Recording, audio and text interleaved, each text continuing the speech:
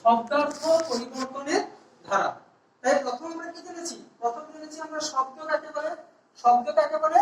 কতগুলি বর্ণ বা বর্ণ সমষ্টি যখন কাছাকাছি বসে একটি অর্থ প্রকাশ করে তখন তাকে বলেছি আমরা একটি শব্দ। তাহলে প্রতিটা শব্দের কতগুলো বর্ণ আছে আর কতগুলো তার অর্থ আছে। এই অর্থগুলোই হচ্ছে একটা শব্দের আমরা বলেছি কি প্রাণ বা আত্মা।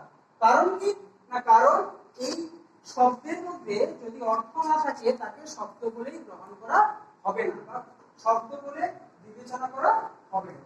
তাই শব্দের প্রাণ বা আত্মা বলা হয় তার অর্থ। সেই অর্থ সবসময় একই রকম থাকে না। কেন না, ভাষা গতিশীল।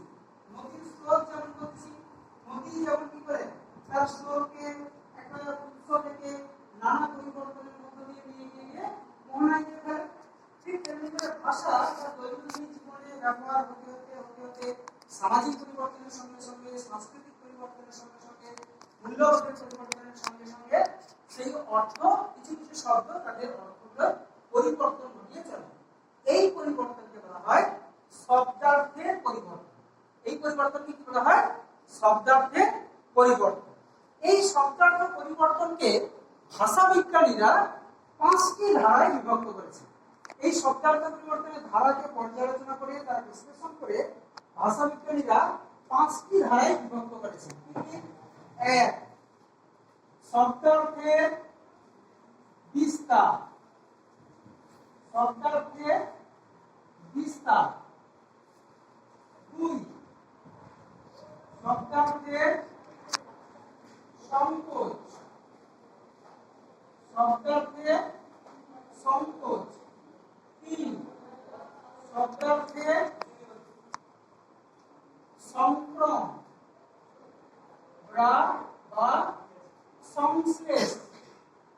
সংক্রম বা সংশ্লেষ। 4, শব্দার্থের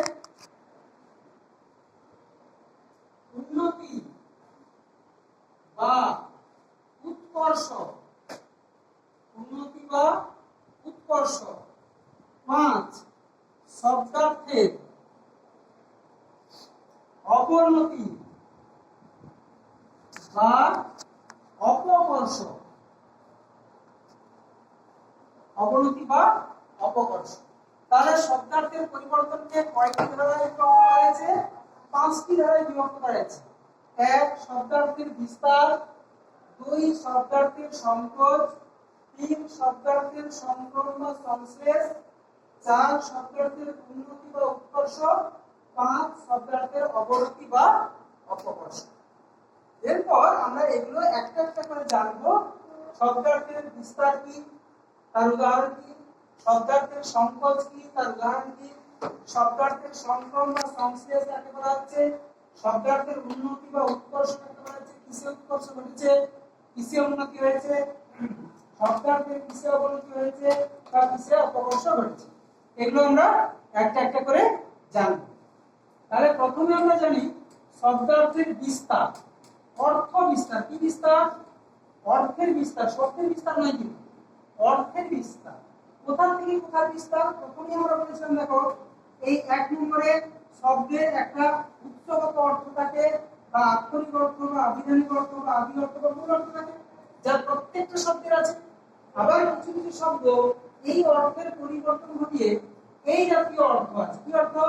ব্যবহারিক অর্থ বা প্রচলিত অর্থ। এর নিরিখে বলতে হবে শব্দার্থের বিস্তার ঘটেছে না সংকোচ ঘটেছে না সংক্রম ঘটেছে না উন্নতি ঘটেছে না অবনতি ঘটেছে। এরই ভিত্তিতে বলতে হবে। একটা হচ্ছে উৎসগত অর্থ এবং ব্যবহারিক অর্থের ভিত্তি। আমরা সবগুলোর নাম না বলে একটা করে নাম বলতে পারি, কিন্তু প্রত্যেকটা নাম আমাদের জানতে হবে, কারণ পরীক্ষায় যে কোনো একটা নাম দিয়ে আসে। ধরো বলা হলো, আমরা জানি শব্দার্থের উন্নতি বা উৎকর্ষ। আমরা শুরু করে গেছি শব্দার্থের উন্নতি, কিন্তু সেখানে প্রশ্নে আছে শব্দার্থের উৎকর্ষ বলতে কি বোঝো, উদাহরণ সহ আলোচনা করি। তখন আমরা উত্তর জানি কিন্তু প্রশ্ন জানি না, তাই আমরা করতে পারবো। তাই যার নাম আছে সবগুলো নাম আমাদের জানতে হবে। এই বিস্তার কি?